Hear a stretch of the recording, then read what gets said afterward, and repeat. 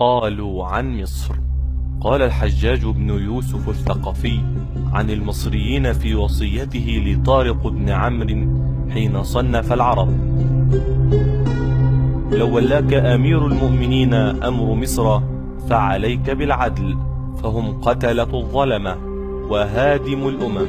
وما أتى عليهم قادم بخير إلا التقموه كما تلتقم الأم رضيعها،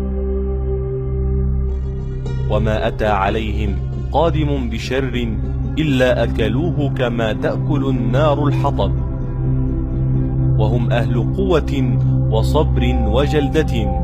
ولا يغرنك صبرهم ولا تستضعف قوتهم، فإنهم إن قاموا لنصرة رجل ما تركوه إلا والتاج على رأسه، وإن قاموا على رجل ما تركوه إلا وقد قطعوا رأسه.